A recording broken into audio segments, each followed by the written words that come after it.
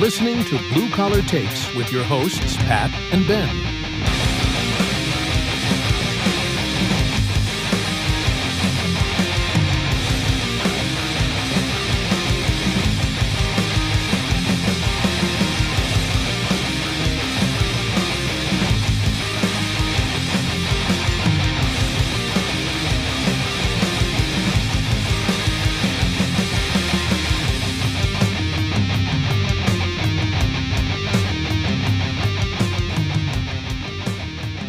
Welcome back, everybody. Pat, what's up, man?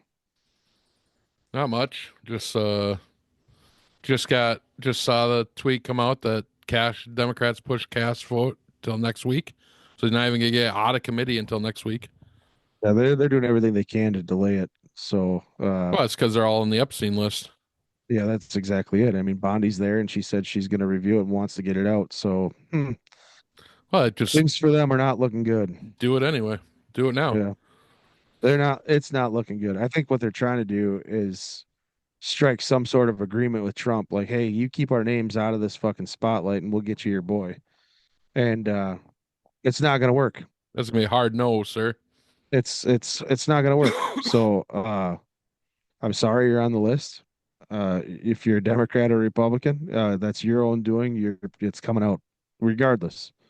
Mm-hmm. It certainly feels like we're about to enter an age of transparency. And so, um, what's the best disinfectant for fucking slimy ass bacteria like we have in Congress and in Washington and all over the place? It's sunlight. So expose it to the fucking light and let the American public decide what's what. That's where it's got to go.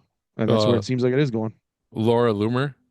There's a Mhm. video of her asking Durbin, the ranking Democrat member on the Oh yeah, Senate Judiciary Committee. who previously denied releasing the list when Mm-hmm. Blackburn wanted the list Are you released. slow Yeah. walking Cash Patel's nomination to be FBI director because you're afraid Cash is going to release the Epstein flight logs?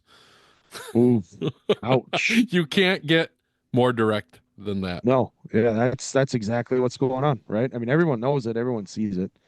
Um, they're terrified. Yeah. They're terrified the American public is going to figure out what they've done, right?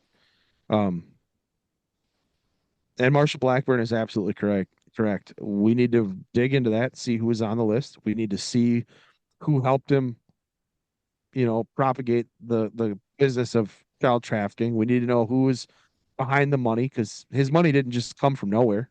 He's not independently wealthy before this, right? There's a lot of possibility that he was Mossad before this, and it was a bribery scheme that was put in place, right? So where's all the money coming from? Mm-hmm. And they're doing everything they can right now to just keep themselves from being exposed. The babble on me. Democrats delay Cash vote until FBI is done shredding all the documents. Yeah, absolutely. Right. Yeah. And that honestly, like as sad as it is, that's probably the reality of it, right? I mean, when you think about this, Maureen Comey, James Comey's daughter, and Bill Barr are the only two who saw the video of Epstein committing suicide, right? We had Bill Barr under the previous Trump administration say, no, I watched the video. He committed suicide. There's no conspiracy there. But Maureen Comey, James Comey's daughter, was sent to go get the video. Two freaking prison guards supposedly were asleep and didn't pay attention and didn't see Epstein himself, after being put in a cell with sheets that were suicide proof and nothing else in there because they put him on suicide watch. Mm-hmm. That's why he was supposed to be watched 24/7, right? And it still happened. Now, after Bill Barr views the video and comes out and says, "Yeah, it there's nothing there. I watched the video. He committed suicide. I watched it happen." The video disappears. It's gone. Mm-hmm. Nobody can find it. So we don't know. And then we all saw how what Bill Barr ended up to be. And if you go and dig into the background of Bill Barr, you understand he's establishment himself, right? Yeah. Yeah. So who knows? And that just leads to further conspiracy. Like if you're not going to show the American public the video, the American public has no choice but to not believe you. Mm-hmm. I can't rely on two people in the federal government at this point to tell me the truth, because if you can find two federal government workers that are honest, they don't work for our fucking government. Right. At this point, I mean, we're starting to return some of that honesty to the federal government, but everything has become political. And if you're not willing to show people the evidence, then they're not going to believe it. And they shouldn't. Yeah. They shouldn't believe the evidence. Right.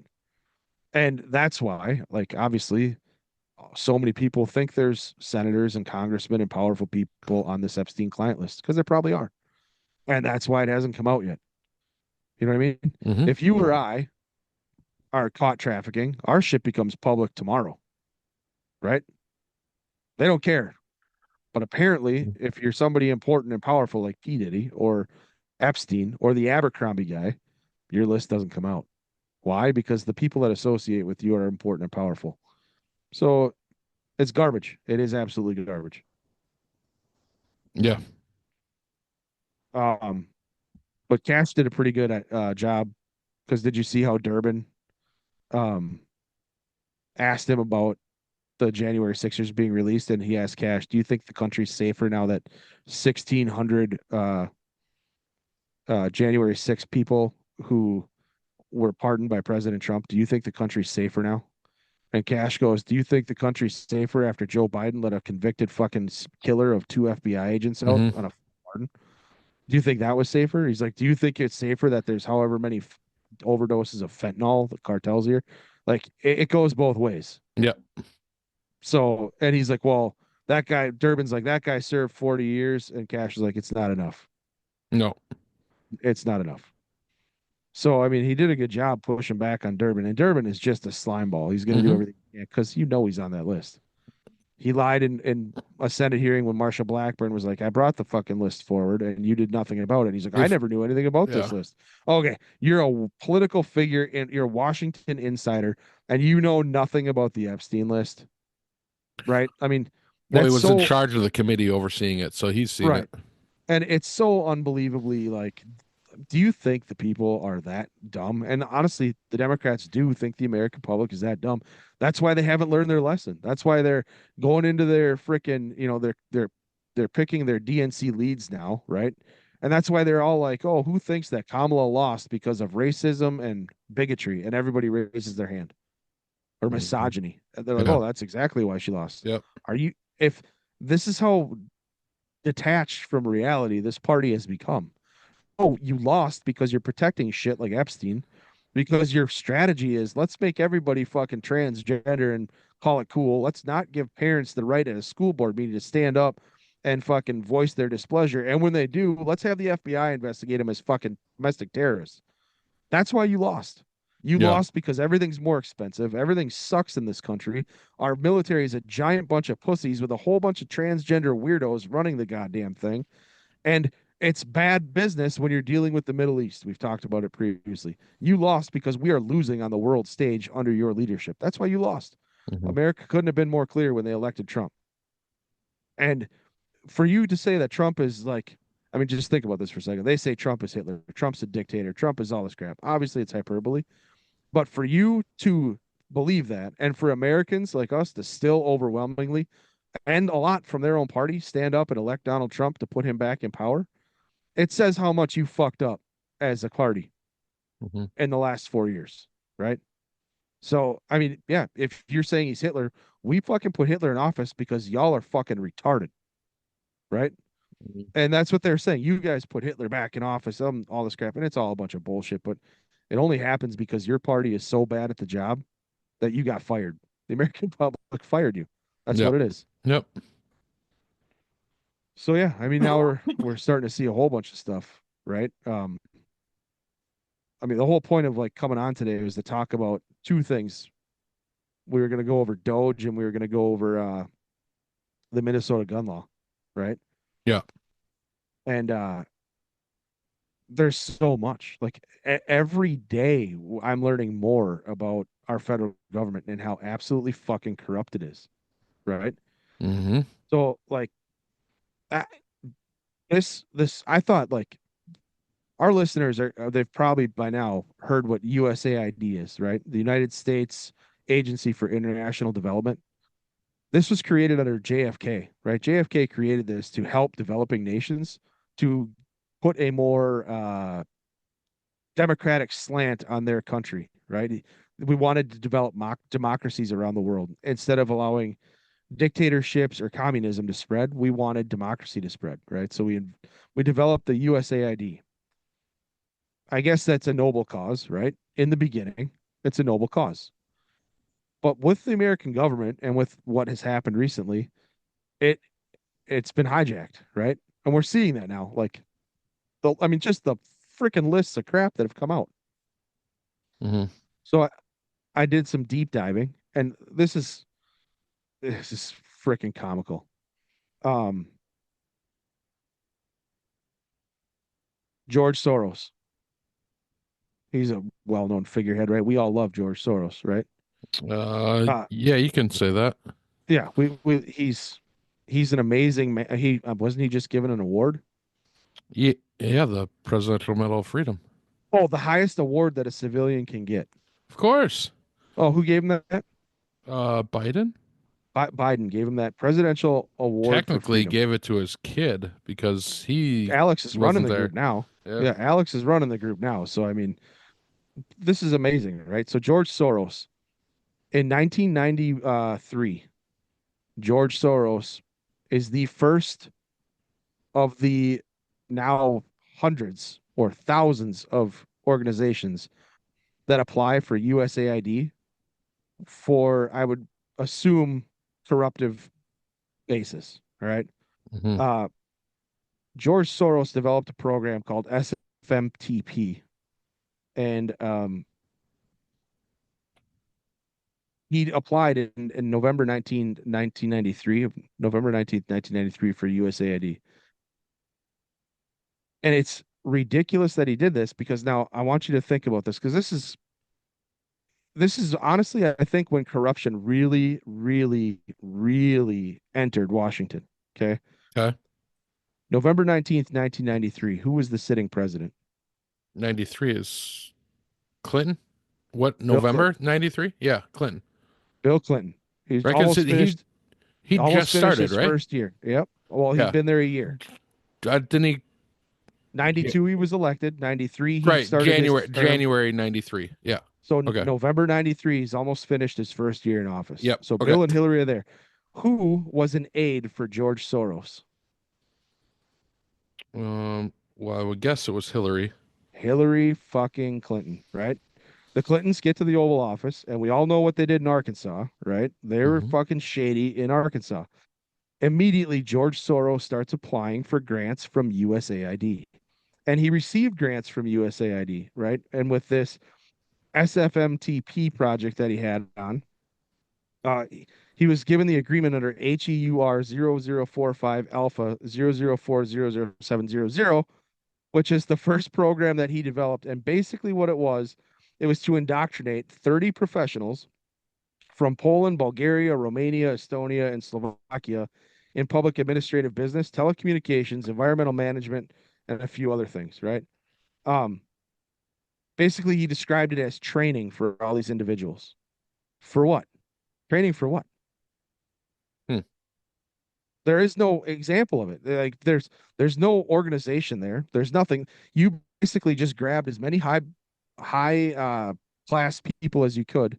You got paid money to then bring them under your umbrella and teach them how you wanted them to act. And we gave money to that the first time. So they did this. And of course, because the American government tracked at the time of if your goals were met, of course, he said, yeah, the goals were all met. It was great. And that Yeah. began the freaking slush fund that USAID had become, right? It was all the way back in 1993, the very first time it was used by somebody. And this is where the corruption in the US government began. George Soros. I just let that sink in. George Soros is the first one under the Clintons within a year of the Clintons being in office who is granted this freaking permission to take money out of the USAID program. And he used it to create Now, here's a fucking shocker in all those countries, a bunch of fucking people who were anti-government, right? And even then, I want you to hear that what he was training them for again. Public administration, business, telecommunications, environmental management, and much more. Even then, the environmental grift was starting. 1993 under George Soros. So this is it's kind of ridiculous, right? Mm-hmm. Um, Other things he used the money for, he used money in Ukraine for the International Renaissance Foundation. He partnered with them to support Ukraine's Orange Revolution. If you haven't seen what the Ukrainians' Orange Revolution is, basically it's toppling the government and installing people that you want. Um, and he constantly in 2014 he did the same thing when Viktor Yanukovych was ousted and we got Zelensky put in there. That was at the behest of George Soros. Now Yanukovych was more pro-Putin, pro-Russia, and George Soros used USAID funds to help foment the overthrow in 2014. It's insane when you start to dig into this. You watch these things like the International Renaissance Foundation and how they partnered to support the overthrow and where the money comes from. We were using money, American taxpayer dollars, to help George Soros with his philanthropy, air quotes, right? Mm-hmm. Overthrow a fucking government because George Soros needed a place to set up operations. It's unbelievable. That's fucking crazy. It is absolutely unbelievable. Well, it got worse under the Obama administration, right? Like the Obama administration, which we'll get into this here shortly when I go through the list of stuff, but the Obama administration with George Soros, they were just giving money left and right because George Soros started setting up progressive policies and stances on gay and transgender rights and other leftist causes everywhere, including legalization of prostitution, decriminalization of drugs. And he was doing it in African countries. He was doing it in European countries, from Ireland to Macedonia. Like this dude was everywhere, using USAID funds from the time the Clintons entered office all the way through Obama. And he was using it and he was setting it up and getting funds for his nonprofit organizations, right? Now, here's the Jesus deal. Christ. There is a reason, a very strict and heavy reason why I joined the military in 2003, end of 2002, early 2003, right? There's a reason why from 2001, America was all on the same side. We need to kick the shit out of terrorism all around the world. And then by 2017, not even 15 years later, all of a sudden now we're like, hey, we got to be transgender supporting, queer this, queer that, blah, blah, blah, blah. Because George Soros is getting your taxpayer dollars, funding by all of the non-governmental organizations, the nonprofits he started, getting grants by the hundreds of millions, sometimes billions of dollars to then train people like Antifa and anarchists and Marxists by going into college campuses, by doing things, by getting professors put in place, by getting the youngest impressionable minds that he could at the time and drawing people in. He's using your taxpayer dollars to try to create an orange revolution on American soil, a color revolution on American soil, paid for by us, the taxpayer. And we went with it. Because we didn't know. Nobody knew. Yeah, Our government nobody officials knew anything about it. The government knew. And nobody did anything about it. Why? Because they're getting it on the back end. They're getting money off the back end. Why would you kill your grift, right? So an organization called Stop Soros, an operation called Stop Soros Operation started in Macedonia. And they called on USAID to be audited. And they accused the USAID of being used in political, the contributions to be starting up political crisis in the country. And they've labeled Soros as the problem. Soros fought that. And it turns out Soros in Macedonia used USAID funds to print out the book Rules for Radicals. That's Saul Alinsky's book. That's who Hillary Clinton interned for in college. Rules for Radicals, which if you've ever, I have that book. I've told you I've had the book at work to read it so I could understand the socialist play, what they want to do and what they're doing. He had that printed out in Macedonia and handed out to everybody. They got a free copy of rules for radicals. Whether they wanted it or not, they were just handing the book out, right? Mm-hmm. Of course, those kinds of things are fucking terrible. Of course, that's going to happen. Um, he's using your funds as a taxpayer dollar to do this, so he can test test the waters, right? He's getting like a temperature check, and when it's being brought up, nothing is being done about it, right? Mm-hmm. From 2012 to 2016, about $5 million was spent in Macedonia, training hundreds of young, impressionable Macedonians on certain topics that George Soros picked, which was freedom of association, youth politics, civic activism, persuasive augmentation, and new media, and other things that basically went along the lines with how to control the message based off Saul Alinsky's rules for radicals. That was reported by telegraphy in Macedonia, right? Mm-hmm. This was all out there. This is out there. This has been going on now from 1993. Judicial Watch ended up saying that uh, Macedonia is right and should be included as a violation of the Vienna Convention on Diplomatic Relations because we're letting a foreign entity show up and basically use their money, free money, our money, taxpayer money, to insert themselves into the politics in Macedonia, which, if anybody's followed Macedonia, George Soros pretty much controls Macedonia. So it worked. Nobody did anything. Nobody stepped in. Nobody did anything. The Heritage Foundation echoed the same allegations that USAID money was winding up in George Soros' hands directly. And it went on to say that Soros and his Open Societies Foundation and their many smaller affiliates have received taxpayer money through USAID, and the USAID has made the OSF the main implementer of its aid. USAID made Open Societies Foundation the main implementer around the world of its aid. Jesus That was Christ. found out and reported in 2014. We knew that Open Societies Foundation was taking USAID money through its non-governmental organizations and contracts and spreading it across the world, and it was going through George Soros's hands to do it. The reoccurring allegation was for a good reason, right? 2016, USAID was reported to have allocated $9 million to support left-wing activists in Albania in a project overseen by the Soros-founded East-West Management Institute. And this is how he sets it up, right? Each of these groups, they've got a name. They're at a geographical location somewhere in the world. They're getting money, and they claim to be doing certain things. And really, it's just, he brings in people to control these groups that are sympathetic to him. Like in this one, he brought in the ex-wife of a current socialist prime minister, Edi Rama, who Alex Soros, obviously, Alex Soros, he's a George Soros' son. He's taken over Soros's regime, right? His whole operation. Alex Soros regularly posts photos of her on his social media. They always have somebody. It's like a mafia, right? Yeah. They set up shop. They use NGOs. They put somebody in charge of that NGO, like a captain or a capo, and they're over top of it, and they always report back to Alex or George or whoever, and they're taking our money like it's drug money coming in from the mafia or whatever the mafia was making money off of back in the day, and they're using it to get their causes advanced. And a lot of that money from USAID winds up directly in the hands of the Soroses. It's a true example of one hand keeps washing the other, right? Yeah. It's insane. The mafia analogy is a good analogy.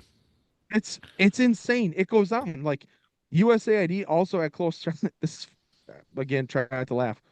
Close ties through George Soros's anti-corruption project. Mm-hmm. He created an anti-corruption project, right? And in the anti-corruption project, you know what their job was? They created the OCCRP, which basically publishes articles attacking anybody that's a critic of Soros. Anyone, right? So they go after anyone saying anything bad about Soros, and they immediately are attacked and labeled as corrupt. So the corrupted individual who's corrupting everything from Macedonia to the United States has an organization that is funded by USAID. That's an anti-corruption organization that then goes on the warpath using the media and points out how corrupt you are and how much of a conspiracy theorist you are for pointing out the corruption that's taking place in the grift with the Soroses and taking money from USAID. Well, I mean, that's literally why the phrase conspiracy theorist was started. Absolutely. 100%. And who started that? The The CIA after CIA. JFK. Right. Um, the funny thing is, the USAID had the authority to veto any appointment of key personnel to the OCCRP. So there was never a chance of that organization having anybody that could go against George Soros, right? Mm-hmm. If the USAID, our own government program, the people that run that, had the chance to actually make it a true anti-corruption group, and they didn't do it, Dude. right?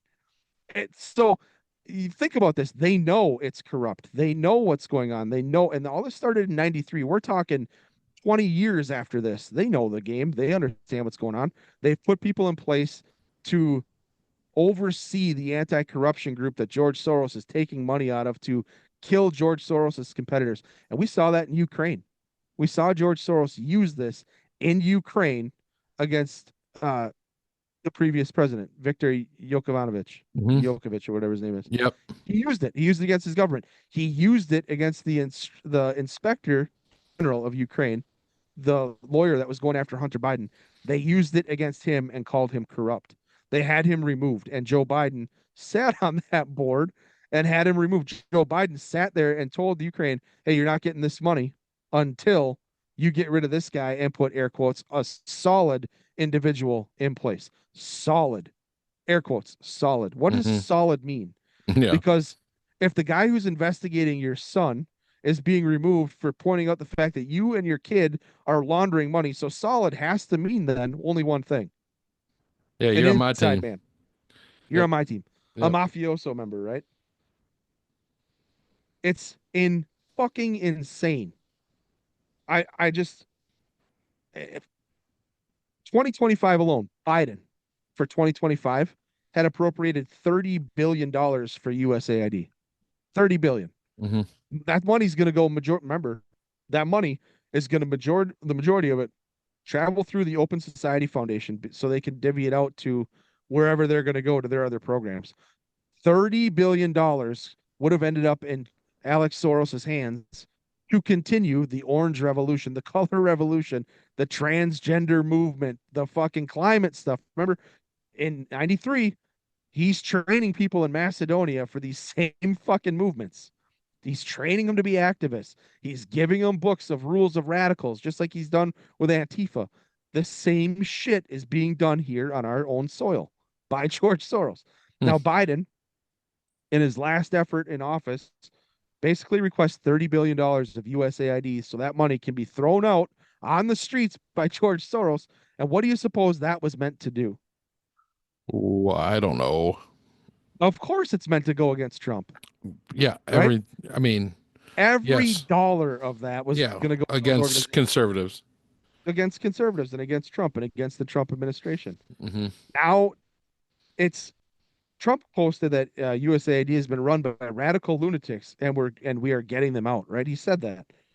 That was after Elon Musk had gone in, and we're starting to see what is happening with Elon Musk. With like, hey, we're canceling these contracts. We're doing all this crap. Well, obviously, it needs to be done because our taxpayer dollars are being used to kill us, the Americans, to turn over what we knew as America, what I knew as America in 2003, and they're changing it to what George Soros wants, and the what less than 1% of the country probably Mm-hmm. wants, Yeah. right? Yeah. And they're using it to push forward this message of division and oh, the climate change agenda is so fucking terribly bad. Really? You started this in 1993 with no knowledge of climate agenda, but you or using the money anyways. You've had these plans in place since fucking 1993 to enrich yourselves and use our taxpayer money to do it. It's unfucking believable. Yeah. Uh and it's kind of laughable because this is how bad it's gotten, right? AOC the other day comes out and she says, it's really, really a sad day in America. We're witnessing a constitutional crisis. And she said, we talked about Trump wanting to be a dictator on day one, and here we are. This is what the beginning of a dictatorship looks like. What's she talking about, right? She's talking about Trump and Elon canceling USAID. Yep. She went on to say, we get to decide where that money is allocated, not Trump. Really, No, that's not really, it. Congress gets to decide where that money goes, huh? Walk me through how that works, Pat. How does Congress get to decide where our money goes? Well, Congress has the power of the purse. However, Congress also has been getting the runaround from USAID. There's several senators and representatives that have been calling for audits for a while and they get nothing. They get nothing. It's ridiculous. What's her name? Ernst from Iowa was talking about, is it Joni or Jody? Yep. Joni? Joni. She was talking about how she's been getting the runaround for years, trying to get information about projects that money had been going to. So it sounds like it was run through the State Department, but not really. Who was in charge? Do we know that yet? Yes, we have names, but it was more it was like a soft infrastructure. Okay. Right. Yeah. Now Congress it was just a way to fucking steal money. absolutely. Now Yeah. Congress says they want to be in charge of allocating the money for USAID, right? Yeah. Who created USAID? Well, Congress, The executive. I would imagine. Oh, no, okay. JFK. JFK created USAID. Sure. And But he did it. He did it, and Congress supported the money for it in the first run. right. Okay. Yeah. So, if Congress doesn't get to send money anywhere unless it's passed in a bill. Right. They have the power of the purse. USAID Correct. is not, the money going out is not being passed. If they want it going out, they have to pass a law to let it go out. Yeah. That's how this works. Yeah. Instead, they've just allocated money over years. Yeah, they And just why keep they are- re-upping it. And there's nobody who's keeping tabs on this money. Just Right. like in Ukraine, where Yeah. Zelensky's now saying, well, I don't know where all this money went. I don't know where all these Javelin missiles went. I don't know where all this went. Mhm. Of course you don't know. You only got 75 billion of 175 billion. Where'd the other 100 billion go? I don't know. I don't know where it went. Never got here.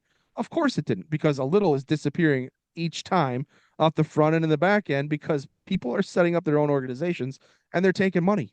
This is one of the greatest slush funds for corruption the world has ever seen. Our money in our taxpayer dollars are being used to honestly undermine the American culture, the American way of life. And it wasn't just used for us. This money is being used to undermine the Western culture in the UK, to foment immigration all over the place in the United Kingdom and all over the place in Europe, in the European Union. It's being used in Asia. It's being used all over the place, Africa. And it's just now coming home to roost here. Finally, we have somebody that's actually looking at it. And obviously, the Democrats are getting mad because they don't have the ability or the chance to grift anymore. When you cut the funding off for these organizations, the funding stopped. And that's what they're so pissed off about. And that's why they came out a couple of weeks or last week and they said, oh, the government shut down SNAP. They shut down EBT. They shut down food stamps. They shut down Medicare and Medicaid. They shut down all of these things. They lied. That was never shut down. It wasn't even put on pause. People were still able to get that. But look at the freaking heartache and the drama that it made people go through on the left who believed it. Yeah.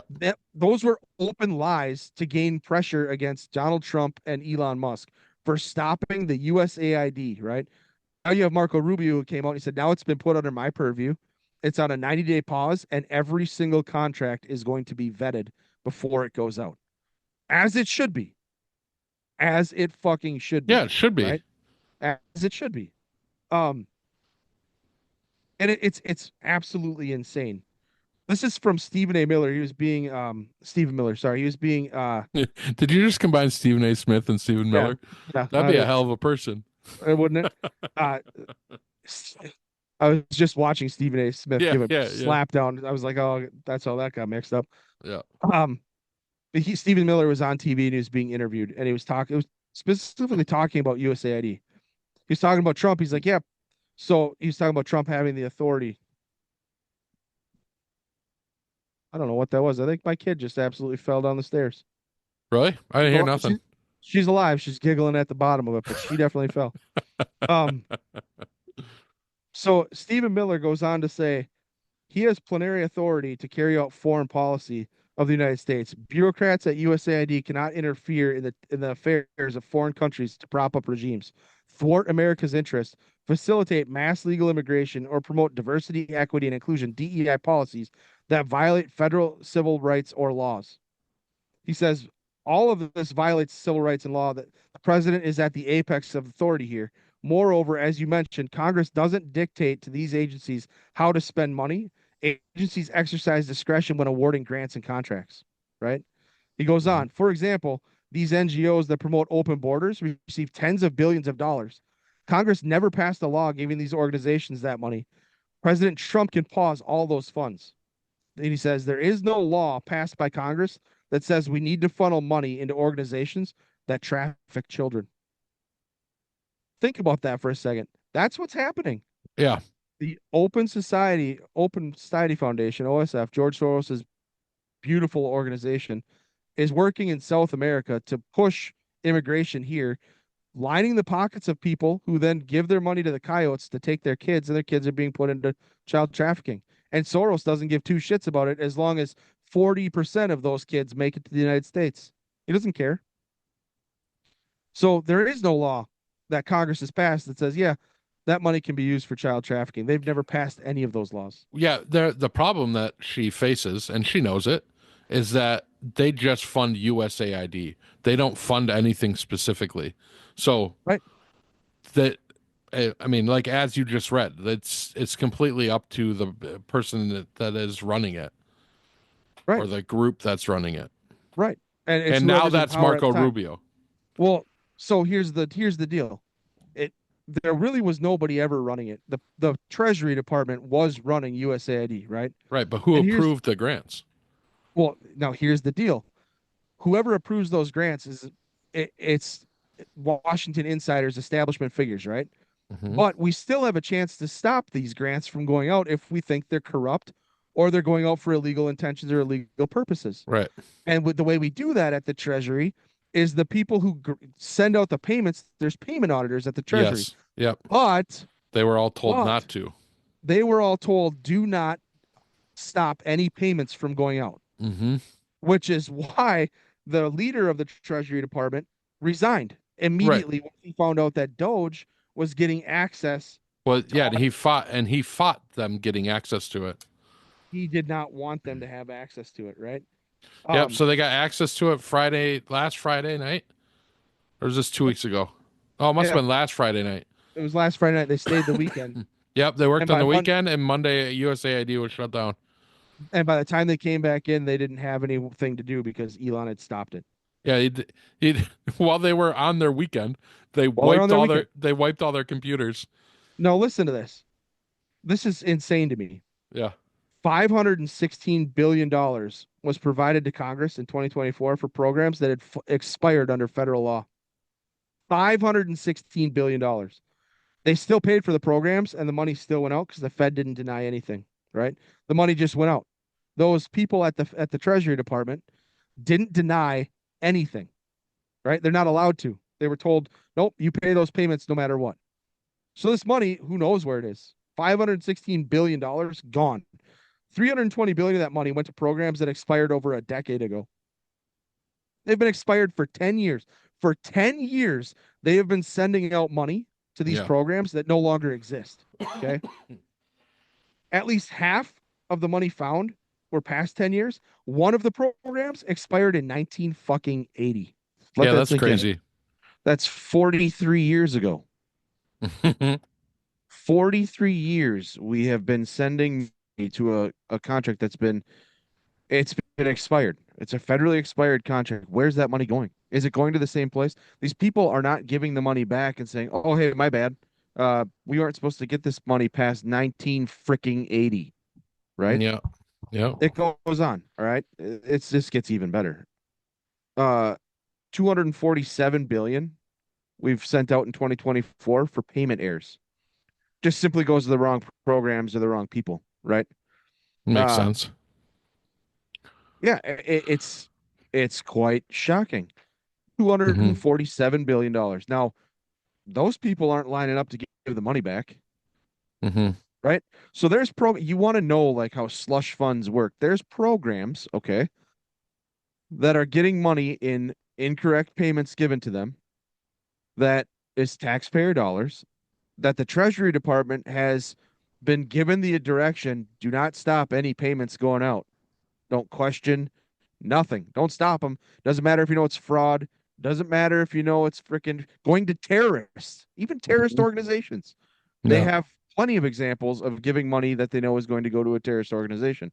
Doesn't matter. Money goes out. Where does that money go? It's not being accounted for. Once it leaves the Treasury, it just disappears. We don't get that money back, right? So in 2022, put this in perspective, the federal government made 82 improper payments, right? The majority of which went to Medicare and Medicaid, with 81 billion and 47 billion going out the window, right? Hmm. Um, that is a ton of money. It's a But lot just of get money. this. You touched on this, and Elon is now with DOGE. They're working on this. Um, the federal agencies of the entire for the majority of the federal government are using just 12% of the space in their federal buildings. Hmm. That's why Elon's gone after the leases on these. He's like, we don't need the leases. We can consolidate and you all can work together. Why do you need to have all your buildings be occupied by 12% of the building being occupied?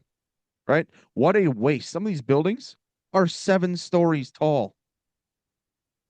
12%. Hmm. 12% for 7 stories tall. Now here's the other thing. The federal government, and this is absolutely beautiful. The federal government has a House Oversight Committee, right? The House Oversight Committee is who is supposed to be freaking checking up on this shit. They are the Oversight Committee, right? They spent $3.3 billion in 2022 on furniture, on furniture for these 12% filled buildings. It's You've ridiculous. got to be kidding me. So you see how this, I mean, USAID is just one thing. The Treasury is a completely different thing. USAID is just one Hmm. program where billions are going out. One of the plethora of programs where billions are just being, it's like water. It's like somebody turns on the faucet and it's just water. They don't care. It goes down the drain and they're like, oh, it's gone, whatever. And they're Yeah. not sorry about it. So, because the media has been coming out and saying all sorts of stuff like, oh, they're trying to kill Medicare and they're trying to kill Medicaid and SNAP and EBT and food stamps and all sorts of stuff. They're trying to get that crazy stirred in their base, right? And Hmm. not just the media, you have Chuck Schumer. You've got other political figures out there, AOC. You've got all sorts of people out there screaming from the heavens about what's going on. It caused Carolyn Levitt and the White House to put on the whitehouse.gov page just a few things that are ridiculous that we're paying for. So here I Hmm. go. Here's the beginning of the list. $50 million in condoms to Gaza for the Palestinians. I guess that's an ample move to try to stop breeding of terrorism. I'm not real sure. I have no idea, but I do know that those condoms were used for accelerant in drone attacks where they put flammable liquids in them on dropper drones and then used it to attack Israel. Condoms. Brilliant. Uh, 1.5 million to advance DEI in Serbian workplaces. I wonder where that went. There's that Serbian. name again. Serbia. Who did we talk about who's doing this in Serbia? George Soros. $70,000 for a production of a DEI musical in Ireland. Who's that tied to? Soros. $2.5 million for electric vehicles in Vietnam. It's mostly fucking jungle in Vietnam. 2.5 million for electric vehicles. $47,000 for a transgender opera in Colombia. Are you kidding me? For a It's important. transgender opera. It's huge. Yeah. $32,000 for a transgender comic book in Peru. $2 million for sex changes and, in quotes, LGBT activism in Guatemala. 6 million to fund tourism in Egypt, because we, as American taxpayers, should give so much of a damn about tourism in Egypt. Hundreds of thousands of dollars for nonprofits linked to terrorism or terrorist organizations, even after an inspector general launched an investigation and found that that was the case. Money's still going out. millions to Ridiculous. EcoHealth Alliance. And for those who don't remember who EcoHealth Alliance are, they are the ones who were involved in the research at the Wuhan lab and lied and said it was zoological. They changed their email after Dr. Fauci talked to them. Zoological after they did not believe it was zoological and thought it was man-made. EcoHealth Alliance. That's a lot of money, millions to them. Hundreds of thousands of meals went to Al-Qaeda affiliated fighters in Syria. But hey, they're hungry too. They're hungry, yes. And hugs. Hugs probably Yeah. help. Remember Yeah. when that was a thing? We should hug them. We shouldn't kill them. I don't remember Funding, that part. Yeah, we'll have to look that up. I can't remember who said it, but I think it was one of the Mexican presidents a few years back said the cartel members who are violent need hugs, not bullets. They don't need to be shot. They need to be hugged. Yeah, I wonder how many he MS-13. hugged. Yeah, exactly. Probably a lot with his mouth would be my guess. Funding to print personalized contraceptive birth control devices in developing countries was spent. And last, they have on their site hundreds of millions of dollars to fund irrigation canals, farming equipment, and fertilizer used to support the growth of poppy cultivation and heroin production in Afghanistan. Now, we've been saying that. Talked about that before. We've been saying that forever. And anyone who's ever been to Afghanistan or served knows full well what the whole point of that war was. It was to get those poppy fields back up and running so the money could be pouring in for the CIA and those that were making money hand over fist with it. Here's another thing, this is just shocking. 30 years ago, Heritage Foundation wrote a story, and it was titled "Abolish the Wasteful Agency for International Development." That was in 1995. 1995, they wrote this story. We've spent billions over billions with USAID. It's gone on since, the corruption really started in 1993 with the Clintons and George Soros, right? It exploded though during COVID. Well, it's got. That's right? what I'm going back to. Wasn't there a chart somewhere that was like it went crazy? Yeah. So here we go. Here I'm gonna break this down. 2021. This is where things start to get nuts. $37.5 billion spent by USAID. Now, just keep in mind, we already know that the majority of the funds go through the Open Society Foundation of George Soros. $37.5 billion in 21. 2022, $47.76 billion. 2023, $50 billion. 2024, $44.2 billion. And until Trump and Elon stopped it, Biden had already allocated $30 billion, and they were already set to spend $22.58 billion in the first fucking month of the year. Yeah. For USAID. Just 1 month into the year. That it's crazy. Everybody, you're supposed to, if you're receiving funds from this as a USAID argument, you're supposed to receive funds from them, and you're supposed to basically share if you were successful in completing the goals that you were setting out to attain or not. Care to take a stab at how many were successful over that 4-year period? 49%. Well, obviously, 49%. All of them were, if they're still getting money, right? You would think, right? That's how responsible we are. 49% say they're attaining their goals, and those goals. But that's just them saying it, right? That's saying it. They don't have to prove it. There's they no don't have to prove accountability anything. for it. Yeah, they don't have to prove it. And the goals that they say they've met are usually training. How do you prove that somebody's trained without a test? You can't. So that's all it is. It's just one giant slush fund. May of 2021, Foreign Policy wrote, and I quote, USAID spends $20 billion a year on projects worldwide that funnel hundreds of millions of dollars, sometimes billions of dollars, to mammoth government contractors. Man, have we talked about that before? USAID is how they are using the funds of government to appoint a contract to their buddies overseas, who then apply for USAID, and they just get these contracts given to them at the tune of $20 billion a year. Now do you know why they buy stock and stuff? Now do you know why they don't want this USAID gone? Why the Democrats want to continue the slush fund that's there? Why they're so loud right now and equating what Trump and Musk shut down to taking away Medicare and Medicaid? They can't win this alone. They have to get people on board from both parties, and they have to convince them that what there's taking place right now is the average person's being affected, not them. right? They're failing miserably, but that's what they're trying to do. Through all this money, it's not odd that money falls by the wayside to the tune of a couple million here and there, but that's turned into billions since 2021. Money's Yeah. just disappearing, Yeah. gone.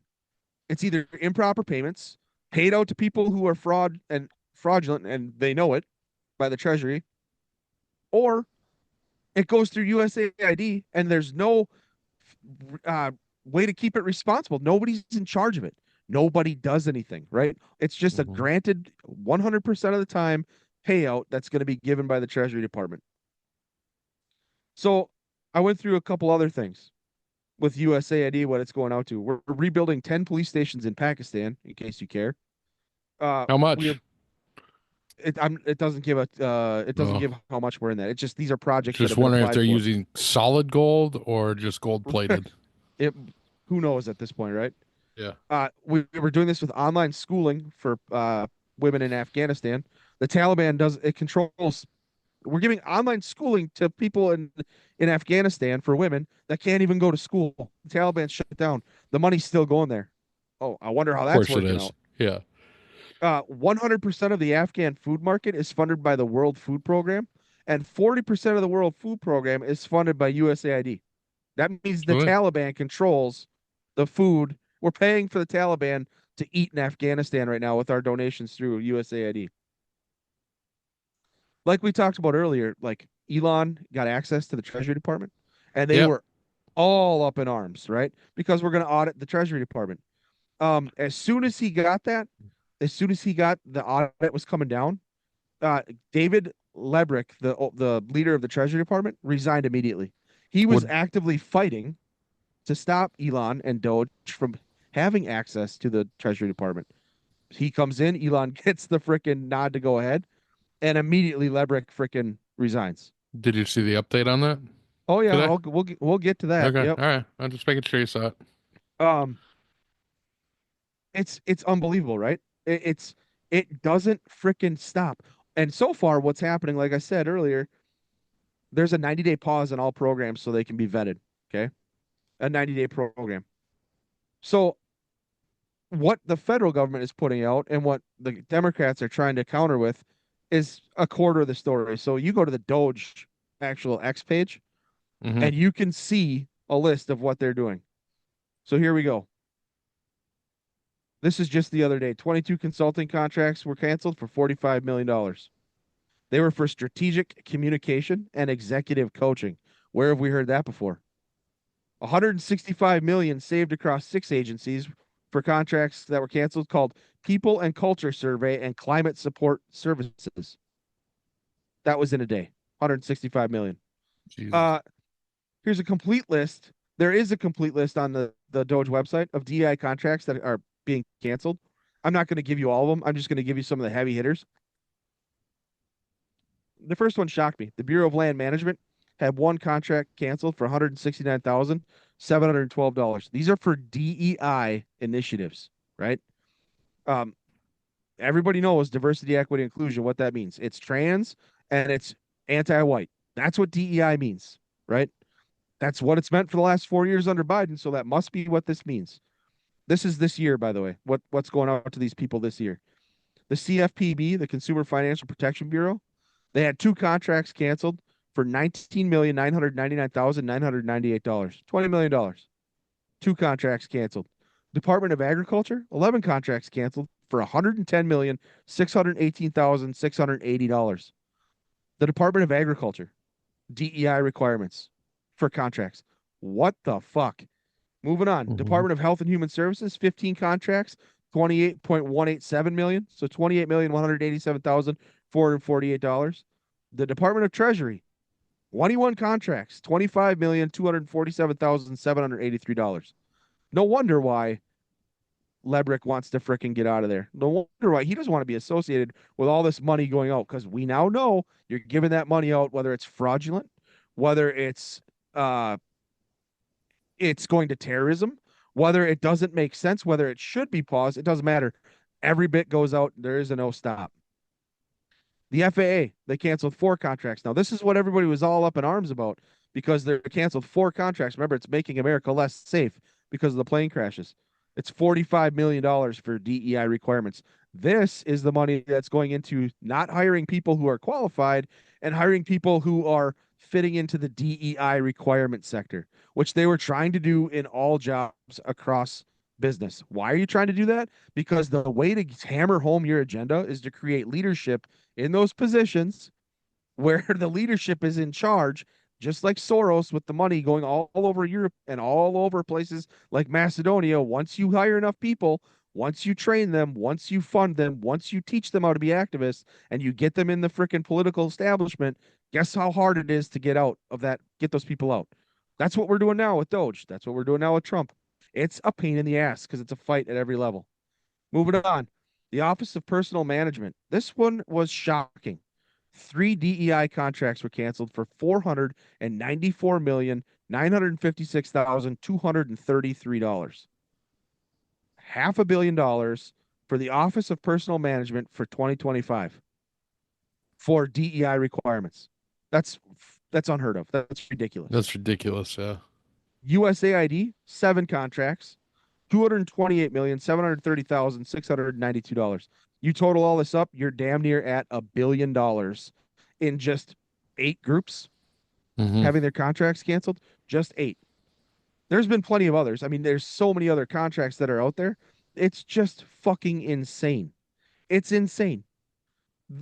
It's unbelievable how weaponized this program has been. Yeah. What they've done, what they've decided to do, what their plans were. Their plans are simple. Use American taxpayer dollars, take the money, funnel it through NGOs, non-governmental organizations, spread the DEI bullshit across the planet, which if you're following what we've been saying so far in this podcast, you know that the United Kingdom, you know that the European Union were way ahead of us in the trans movement. Well, why is that? Because George Soros has been working on this from 1993, starting in Macedonia, all the way up until 2015 when we started to see it creep into our society. It started in the European Union. It started over there. And now the funny thing is, they're pushing it out of their society now because they're tired of it. They're tired of seeing the freaking illegal immigration where it wasn't freaking South American migrants coming across the border to destroy Western culture. It was Muslim people coming across the borders to destroy Western culture. They did that all over the EU. Now the people in the EU are fighting back because of the gang rapes that have been off. You can't prosecute these people for gang rape. You can't do that because of the pedophilia, because of all the bullshit that they're seeing over there.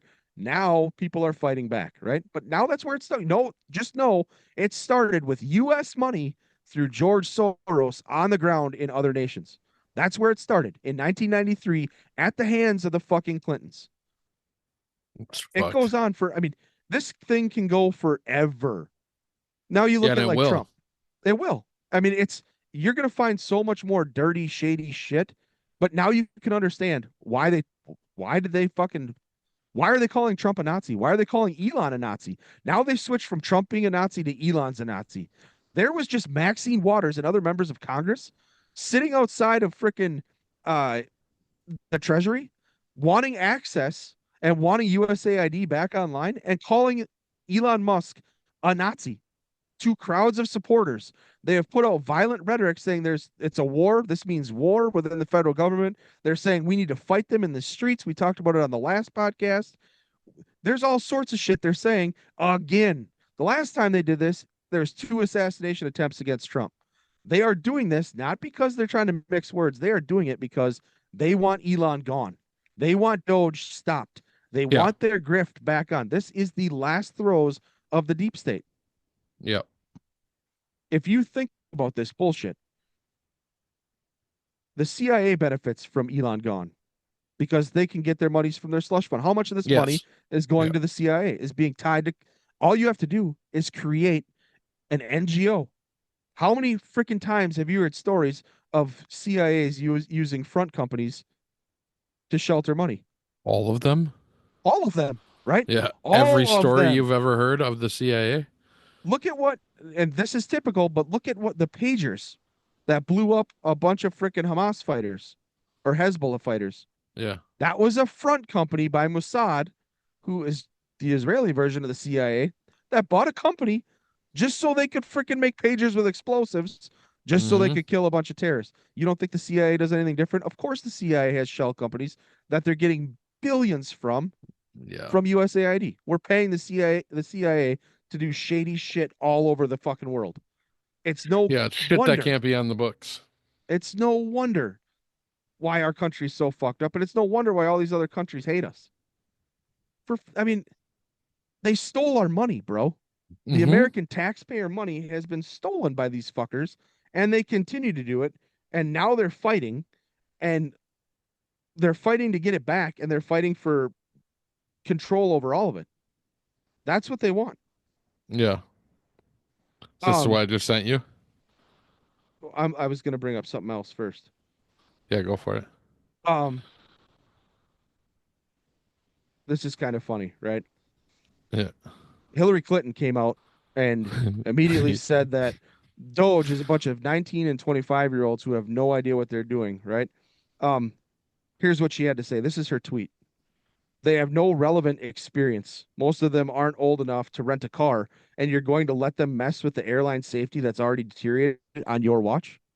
Oh, I'm sorry. So within 36 days, 37 days, the airline security has deteriorated under Trump's watch, right? So, funny enough, Sean Duffy fired back at Clinton, and he said, Madam Secretary, with all due respect, experienced Washington bureaucrats are the reason our nation's infrastructure is crumbling. You need to sit this one out, right? Why would Hillary Clinton be all up in arms about USAID and funding for FAA and the DEI requirements for the contracts? She is making direct reference to DEI and the FAA. She's using the FAA just like the Clintons always do. They jump on a freaking tragedy and they try to make money off it or stop losing money off it. So, yes, we've just had a couple plane crashes. The FAA has been in the freaking news. The media stirs up a cycle. Clinton is a little worried because under the Clinton watch and her being tied to George Soros, all of this started. And guess what one of those NGOs are that are receiving money from the freaking USAID program? If you guessed the Clinton Foundation, you'd be correct. So again, sitting on top of the board, paying yourself a massive salary for the Clinton Foundation, and your money's about to dry up, it's kind of a little frustrating for somebody like Hillary Clinton, who's been at this since 1993. So of course she comes out and has something to say about it. I'm glad that Duffy responded and was like, you know what? Get bent. We're not playing that game. I'm glad that he's done with it. But there's other things. Did you see her second response then to that one? No. Oh, that's what I just sent you. So then she responds to that one, says, U.S. airlines had gone 16 years without fatal crashes. Then MEGA fired the FAA chief, gutted the Aviation Security Advisory Council, and threatened air traffic controllers with layoffs. Now there have been 2 fatal crashes. Hope your unvetted 22-year-olds fixing things fast. To which he responds with, it's a long one, I know you're lashing out because DOGE is uncovering your family's obscene grifting via USAID. But I won't let you lie and distort facts. The FAA administrator announced he resigned over a month before Trump took office, and the air traffic controllers were always exempt from Trump's civil service buyouts.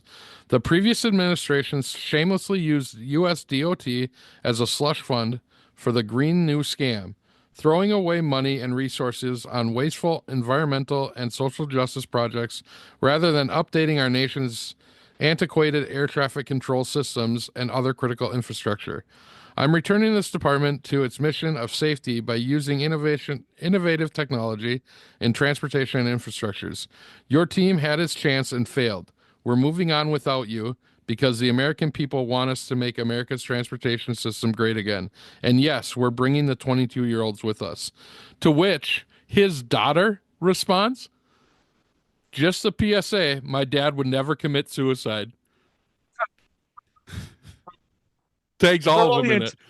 Yeah. Brilliant. Fucking brilliant. That is brilliant. Yeah, no, that's it. I mean, when did that tweet come out?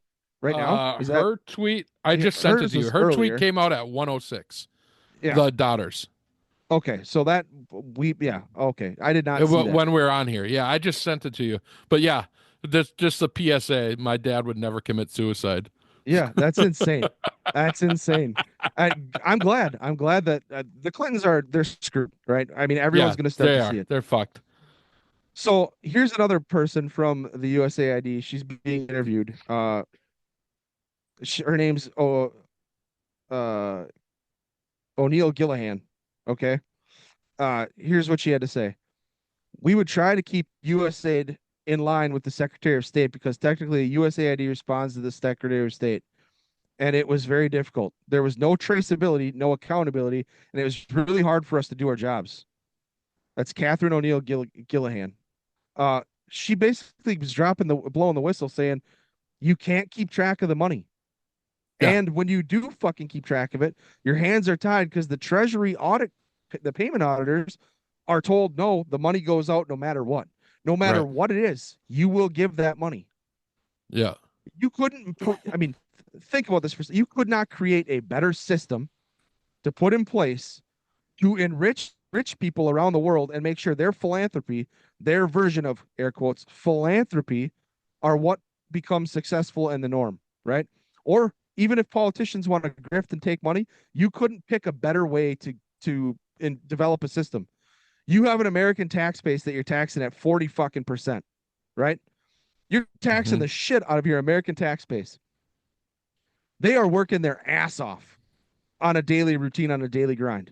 They're getting almost half their wages stolen from them to go to the federal government.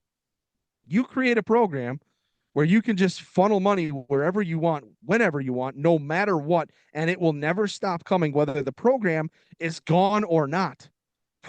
And half the time, you're going to get paid out improper anyways. And when that improper money comes to you, if you just shut your mouth and say nothing, you get to keep the $100 million that comes to you. Is it any wonder why these people like Nancy Pelosi are able to build a hotel on a fucking island, or they're able to leave Congress with $170 million when they've been there for 15 years, making $150,000 a year? It's no wonder why these people want so badly, and Hillary Clinton and all the others want so badly to shut this down and stop, and they're going to say whatever they can and label whoever they can with the bullshit that they have tied up in it. So I am glad that we have Sean Duffy there. This Elon Musk thing. Did you just see a federal judge is Mm-hmm. limiting the access? That's why that's what I was just looking at. The Democrats they went to court for it to stop Elon Musk from having access to the Treasury Department. And their argument is that 19-year-olds and 24-year-old kids are having access to people's personal information, their bank account, their social security number, all sorts of things. And so a judge said, okay, well, 3 people can have access to that. Elon and 2 others. Well, you know what that's going to do? That is going to severely slow down the process. It's not going to end it. It's going to slow it down because now everything has to be vetted by Elon. Guess what Elon's going to do? He's just going to create a program through AI to find and flag the stuff and bring it to him so he can already find it. Of course. No matter what you do, you're screwed. This is gonna get overturned because here's what's gonna happen. The Secretary of the Treasury can do it. Yeah. Okay. Sure. They're not okay, fine, Judge. We're still doing it. Do you know why? Because I'm doing it and I fucking got confirmed. So go fuck yourself. Right. I just wish one of them would walk into court and be like, hey, Judge, go fuck yourself. I'm the secretary and I get to look at it. So go have a nice fucking day. It's amazing. They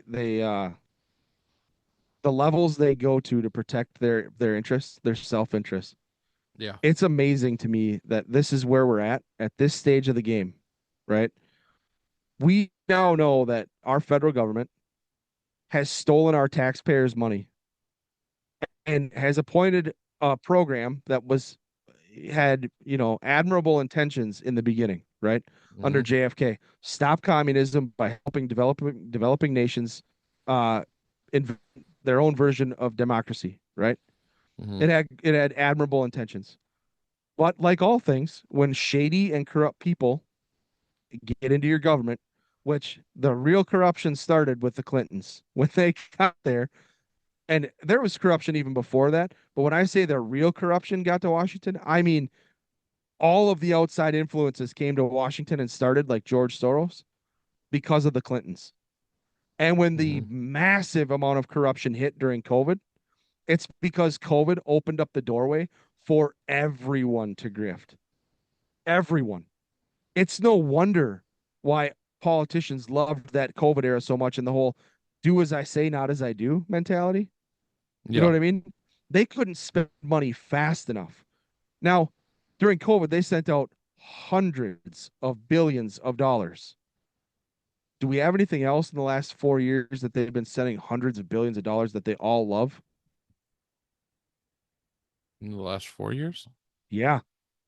Well, the all Since the no, green energy stuff. no. This is pretty easy. Trump leaves office, and within a week, something happened that they've been shuttling money through and using USAID and sending billions of dollars, taxpayer dollars to it over and Oh, over and Ukraine. over again. Yeah. Ukraine, right? Yeah. It's the same thing. COVID goes away, Ukraine comes in. They've done it with natural disasters. They've done it with the war on terror. They've done it with immigration after the war on terror. They did it with the Arab Spring and the migrant crisis that popped up during the Arab Spring. They've done it with Syria with all the crap going on in Aleppo. They did it with ISIS. You can go all the way fucking back to the Obama administration. This has been going on for 16 fucking years. Mm-hmm. This grift has been going on for 16 years. No wonder why Chucky Schumer, no wonder why Paul Ryan and Boehner and McCain and Lindsey Graham and Hillary Clinton and frickin' Nancy Pelosi, Maxine Waters, why all these shady shitheads like Adam Schiff and Liz Cheney and Adam Kinzinger and all these people, Jamie Raskin, no wonder why they want this money and they want it back on the books or basically off the books and they want Elon gone. They can't wait. Now it makes sense. When Trump says, I'm going to come to Washington and I'm going to drain the swamp, now it makes sense why he gets equated to Hitler, right? Why false Mm-hmm. parallels are being made, why he's a fascist, right? He's a This is the worst fascist I have ever seen. Instead of allowing the production of us to be taken and controlled and being brought to the Fed and being divvied out to all of our people, instead of doing that, he's shutting down programs where our money is being sent out around the world unjustly to other places that you or I aren't signing off on. Terrible fascist. He's not taking our money and spreading it to us, or he's not a communist. He's not a dictator. And that's what they're trying to say. You're a dictator. You're Hitler. You're all these things. And who are the fascists? Who are the ones trying to keep All the from free ones right speech? now screaming that everyone's a fascist. 100%. Like, you can't stop It's this. usually the ones making the most noise about that's Oh, doing it.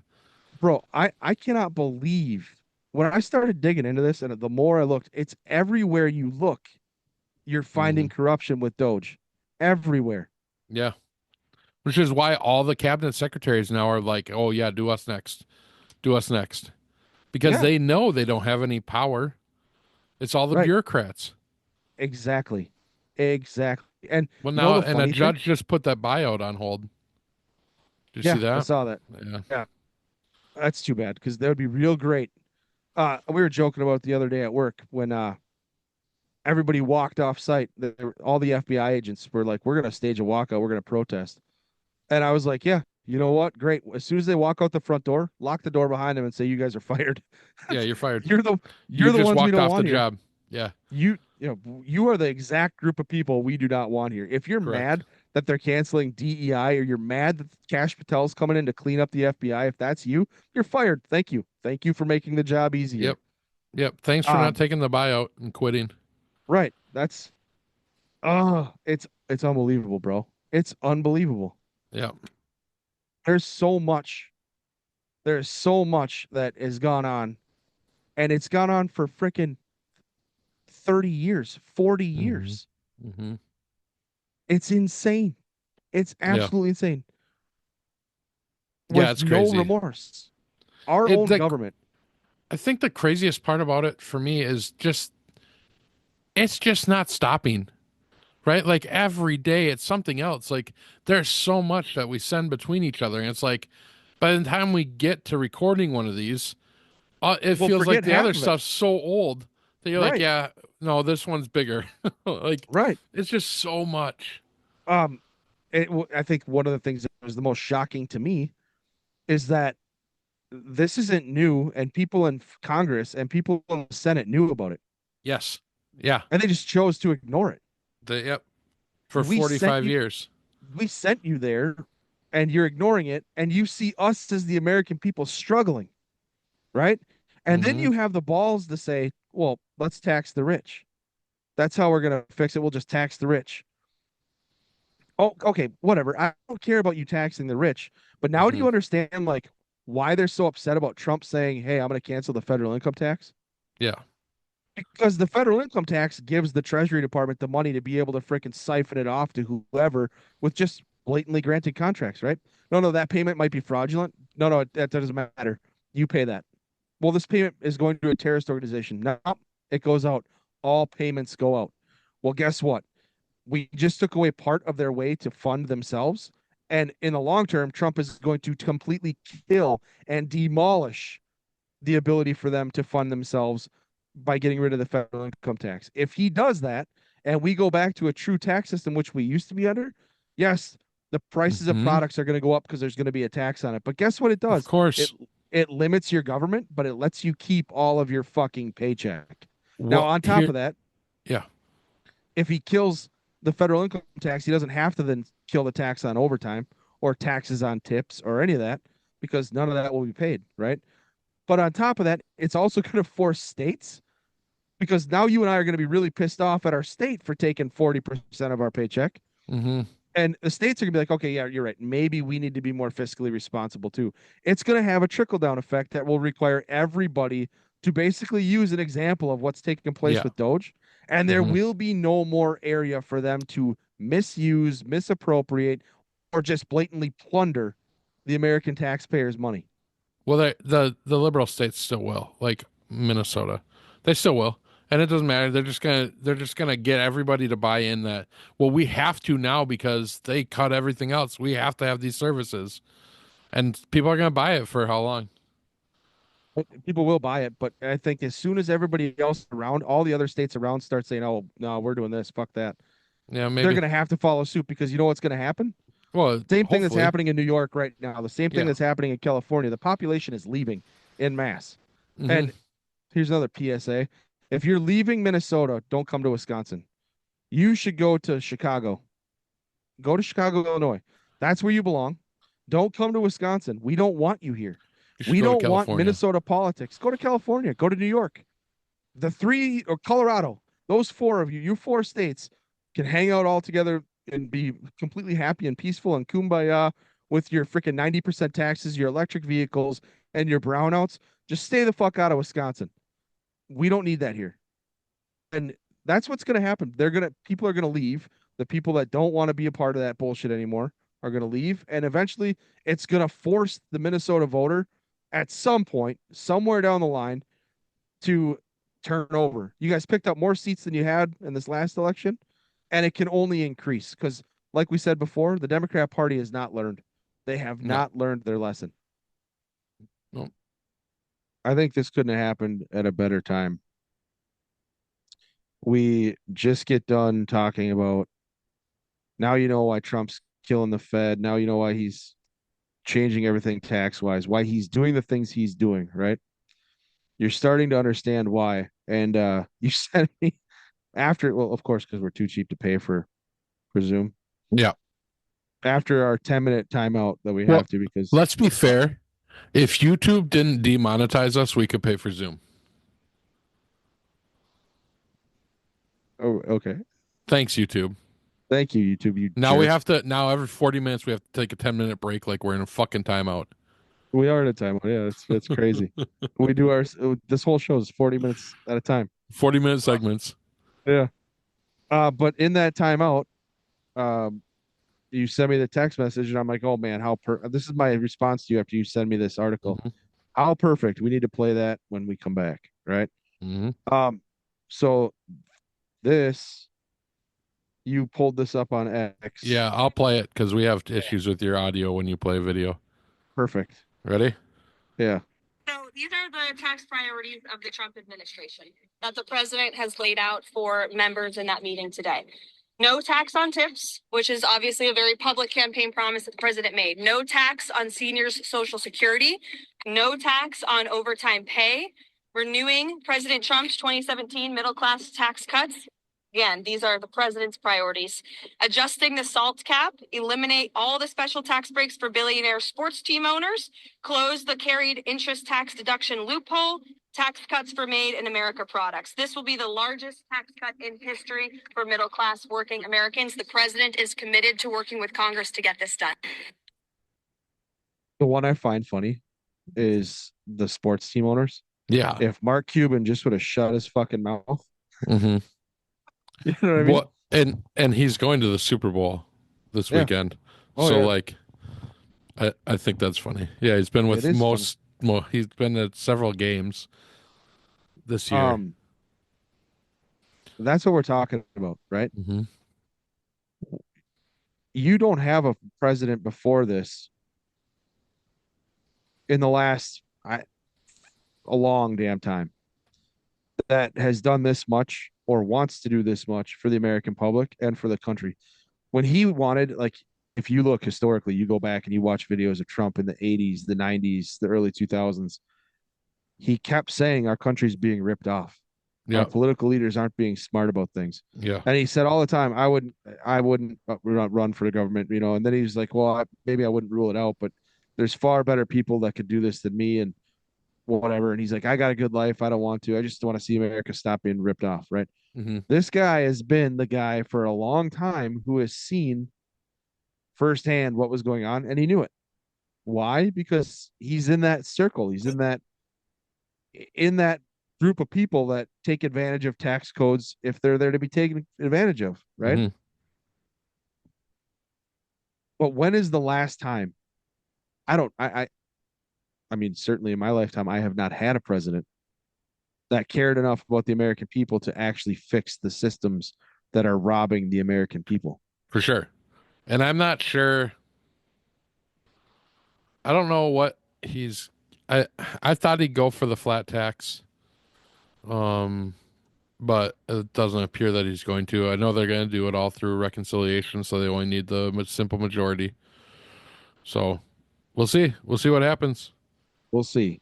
The Senate, I feel like there's a game going on because the Senate's jumping ahead of the House and they're putting forward a bill already.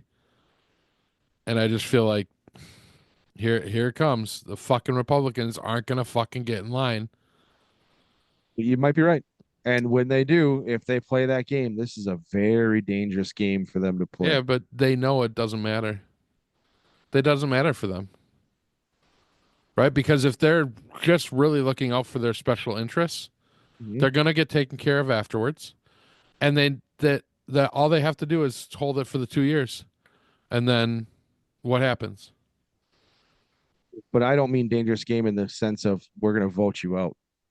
I mean it in the other sense. We have people that are crazy enough on the right, just like they have on the left, that if you stand in the way and it gets pointed out that you're Lindsey Graham and you're the guy who's standing in the way and holding this up, and all this corruption's coming out, and you're the guy that's like, yeah, I'm not going to let the American people get a tax break because my corporate overlords, my masters that control me at the deep state, they tell me not to. You might put yourself on a list for somebody you don't want to be on the list for. And we don't know the depths of the crazies on the left, but we do know that the ones on the right practice quite frequently with weapons, don't give a fuck, and think that the tree of liberty needs to be refreshed from time to time with the blood of patriots and tyrants, right? So there will be someone at some point that if you're going to put yourself in that category, like, I'm not condoning it. I'm not saying it's something that should happen. I'm absolutely against it, because when we start going down when we let that rabbit out of the box, there's no getting that son of a bitch back in. When that starts to happen, good luck, right? Yeah. But there will be a point in time, and we talked about this in previous podcasts, if you continue with the corruption and you continue with the lack of justice, you're going to leave the American public no other option but to do what they've done before, and that is make a stand on their own. So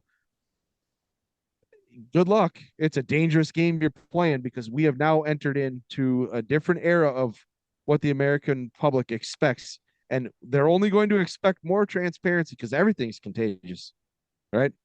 Once you see it and you're like, whoa, whoa, whoa, whoa, why am I paying this much money for condoms in fucking Gaza? For DEI projects? Why in the fuck does the Bureau of Land Management need a DEI contract for anything? When you start to see this shit, it can't be unseen. And they're going to expect more. Okay, well, what are you guys spending over here? Why is that money going there? Why are my taxes going to that?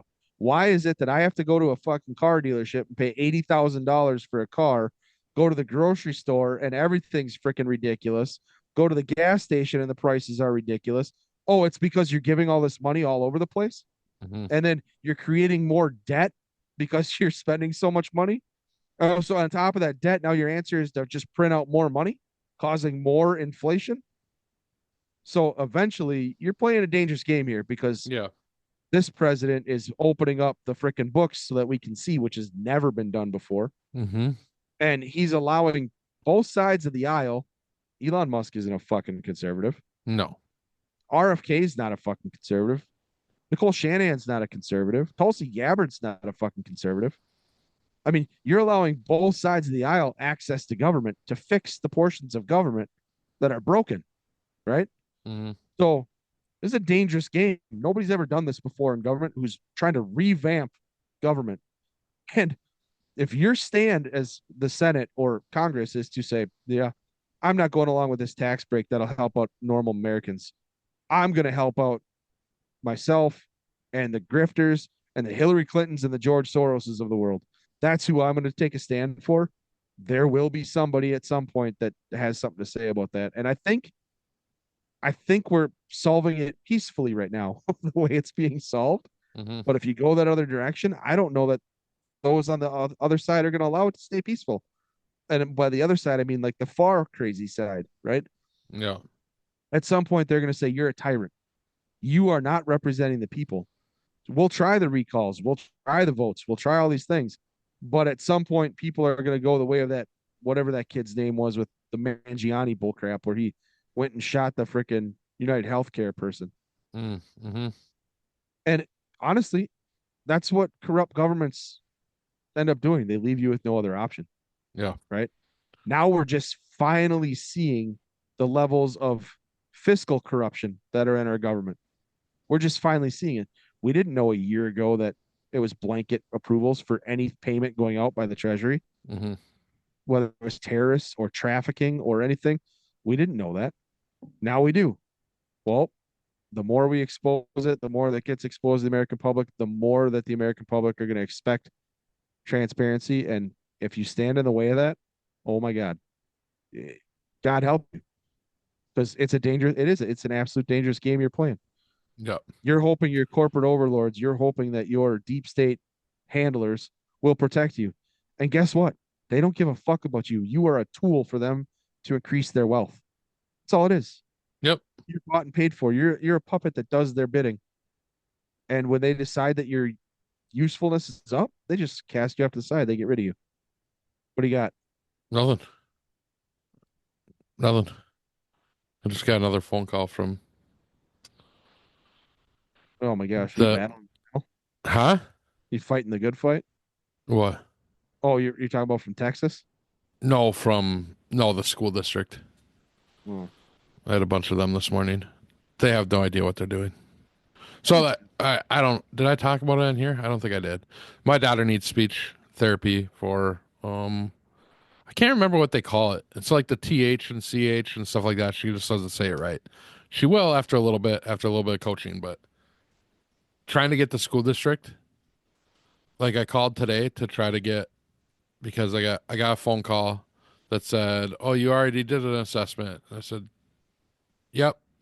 I need a new one according to the other school district. And then I need to have you send it to them because I live in your school district, which goes to school in a different district." So then they canceled it. And then because they signed me up for the wrong one. And then I called back and I got someone who didn't speak English. So that's helpful. Yeah. Anyways, it's been a battle all morning. Never ends, bro. But I did find out our insurance covers it, so we're just gonna go see a private person. Oh, nice. Yeah, $10. Very nice. Mm-hmm. It's beautiful to have good insurance and Yeah. good insurance companies. The only reason to work there. Did you see the story about the doctor who's been all over X and Facebook, who was called by one of the United Healthcare insurance agents during a surgery? No. She was in surgery. This is just starting to blow up. It'll catch on here shortly, but she was in surgery, and she's a doctor who deals with breast cancer. That's like her specific her Okay. like whatever it's called, her field of practice. Yeah. And she was in surgery with a patient, and she got a call, and they came in and got her, and they said, "Hey, it's the insurance company, and you need to immediately speak with this individual. They want you to speak to them immediately." Right. So she had to scrub out of the surgery. She said she goes out and she takes the call, and on the call, it's the one of the insurance providers, and what they wanted to know was if the individual actually needed to stay the night inpatient for a night after the surgery in the hospital, right? The fuck. And she's like, "What?"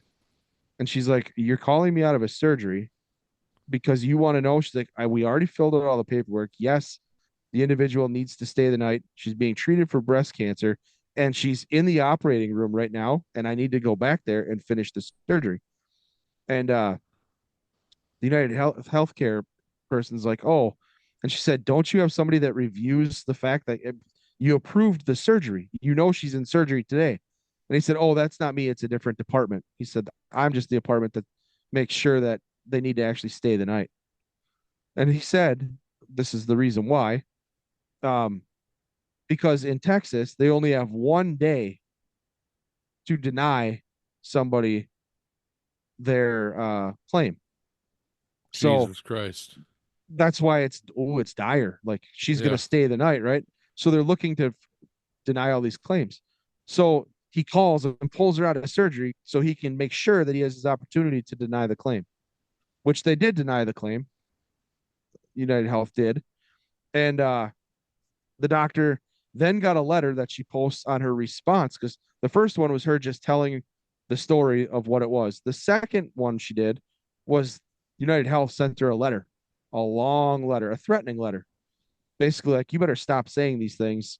And they tried to say, "You filled out the paperwork wrong." And she's like, "No, I have not filled out the paperwork wrong, and I'm not going to be threatened, and I'm not going to, allow you to bully me into leaving the room to whatever, so that you can have your surgery approved or disapproved or a stay or whatever it might be." But that's what they're doing. They're trying to, they are trying to um, buy themselves that time, and they have no qualms about yanking a doctor mid surgery, Jesus life saving Christ. surgery, right? Yeah. It's disgusting. Um, that's insane. I just saw that today in between our first 40 minutes and our break, and then I was watching it. I was like, this can't be real. And it turns out it's very real. She posted the letter, showed the entire letter. She put it up there. You can read it. And this kind of crap is happening. You know what I mean? Mm-hmm. So when you have good insurance and they're willing to work with you, Yeah. oh my gosh, hang on to that. Mhm. It's invaluable, because there are so many horror stories right now that are out there about just stuff that is ridiculous. Yeah. You pay these companies good money, and they just don't want to have to your Mhm. back when the time comes. For sure. But All right, well, I gotta get running. yeah, you gotta get going. I do. Right on. We didn't make it as far as talking about the Minnesota gun law. No, we'll get to it though. Yeah, We'll get to it because it's important. So we're It's- still doing we're still doing some research, and we're gonna reach out to the guy that wrote the bill. So yeah, it'd be not nice to have get. him on, but just ask him some questions. It'd be nice to get. I kind of want to know what his thought is behind what his plans are going forward, Yeah, me too. because there's no way this thing passes. Agreed. But uh, they do need to redefine and read and give an actual definition of what the expectation is. Because right now, let's just hit it quick. Right now, in essence, the Minnesota Supreme Court ruled, right, Yep. on a force on force encounter between two individuals. One had a knife, the other had a machete, right? Mm-hmm. And they ruled that the guy with the machete, who only produced his machete after being threatened by the guy with the knife, it wasn't in self-defense because he did not first try to retreat. So out of that, basically what the ruling was portrayed as, not only in Minnesota do you have a duty to first try to retreat, but you have a duty to first try to retreat even before you produce your weapon. Yeah. And basically what talked about when we listened to that scholar talk about it was that would be fine if we were still using swords, contact weapons, right? Swords, clubs, axes, because if there's distance between us, I don't have to draw my weapon to freaking get away, but that doesn't work with a firearm, right? Right. You draw your firearm on me and I try to run, you're just going to shoot me in the back, right? So that doesn't work for me. That doesn't work for the defender in that situation. But the Supreme Court ruled that this individual was guilty of assault with a deadly weapon because he decided that he was going to draw his machete and meet force with force and not retreat. Not retreat. Now here's the thing. The confrontation never came to blows. They never stabbed each other, never chopped each other. They just threatened each other. So he got charged with assault with a deadly weapon for being the second individual to pull out a weapon who was being threatened by somebody else, but instead of running away, he stayed to defend himself and said, I'll bring it on, right? I'll defend myself. Yeah. And so he went to prison. And that's a dangerous precedent to set. Yeah. Yeah. So what the other part that we're looking at is a Republican House member presented a bill, or senator presented a bill to basically to get the stand your ground in Minnesota, but that's never going to pass. They're gridlocked. They have Governor Dipshit as the governor, so it just is what it is. Yeah. And unfortunately, I mean, Minnesota is a shit show, but it does show that, hey, you know what? We're moving in the right direction. At least you guys are moving in the right direction in Minnesota. You're picking up seats. You're damn near 50-50, right? Yeah. But you got a ways to go because that place is a cesspool. Yeah, I still have the Governor Walz, so it doesn't really matter. We could have a majority in both. It doesn't matter. Right. Because he'll just shut it down. He doesn't care. He's done it before. He's gonna veto. Yeah, he doesn't give a damn. Yeah. But he's not gonna be there forever. Yeah, well, there's no term limits here. He's not gonna be there forever. Somebody else will somebody will move in. I don't know, man. He ain't going anywhere else, so I don't see him leaving. No, he'll go somewhere else. What happens when he tries to run for president next year? Next election, not next year. Nothing. He'll still be governor. I don't know. He can't stay there forever. You guys have to vote him out. There's no way. I have more positivity than that in this. Dude, I There's don't no think way. I don't think there's a chance we vote him out. Well, he's just not going to be governor indefinitely. There's no way. Well, yeah, eventually he'll be done, but he'll be when he decides to be done. You think so? Yeah. There's no strong Republican candidate here. So That's terrible. yeah, it's gonna suck for a long time. Well, I have more hope than that. All you can hope for is that you get the House and the Senate back. Yeah, because with Minneapolis and St. Paul, you're never gonna get the governorship. Just like it's never gonna go Republican in the presidential.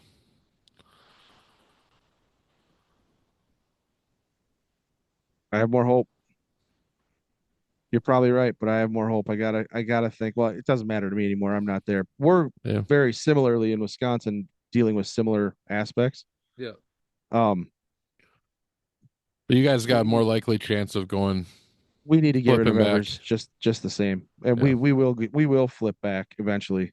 But we're the same thing. We're dealing with Madison and Milwaukee, where you're dealing with Minneapolis and St. Paul. Mm-hmm. And the problem that we're having now here is Minnesotans are moving to Wisconsin. Mm-hmm. So the liberal policies are migrating across the border, and they're leaving Minnesota because Minnesota's becoming too crazy. But then they just bring the same shit here, just like the Californians, Just in like they're Texas, trying and, to do in Texas. Yeah. yeah. So we don't need that shit. No. So, right on. Yeah, You gotta get going. yeah, I do. I got to go pick up my kids. You're gonna be late. They're gonna be blowing away in the wind out there today. Dude, it is crazy. It's howling. Dude, the wind was so bad that the little one was crying because she was scared. Like she literally, it was pushing her so much that she had to hold on to my hand. Yeah, It's like 50-mile-an-hour winds. I believe it. I've been like sitting down here, like all of the wind out of the north is slamming against the house, and I'm down Yeah. here with the sliding glass door behind me, Mm-hmm. and the door is like vibrating. Yeah. Yeah. She don't know if you- asked to stay in the truck because she didn't want to get out to go inside. Yeah, Yeah. I said it's going to get real cold. yeah. It's I'm turning off the truck. it's crazy. Yeah. Yeah, they're gonna be mad at me. Yeah. Right on. All right. Well, we'll have to hit up another one soon. This is gonna be a little shorter than we're used to, but That's okay. yeah. We'll get another one. Again, everybody keep up the good fight. I'm getting a lot of, even as we're doing this episode, I'm getting a lot of messages where people are sending memes and stuff about the flood of this is a pretty funny one. How I imagine Trump would drain the swamp. It's like a barrel with a spigot that's open, and so how he's actually opening the swamp. It's a dam fully open and all the water's coming out. Yeah. I mean, people are sending this. I've gotten a couple from 4 or 5, even when we're recording this. Everybody seems hopeful, right? They're seeing changes. Mm-hmm. So keep up the fight and stay tuned. We're gonna freaking keep bringing stuff as it comes out. And thanks for hanging with us, everyone. Yeah. Thanks. Check us out our website, social media pages, Facebook, X, and Truth. So. Yeah, buddy. Right on. All right, take care, everybody. We'll catch you on the next one. Yep. Thanks.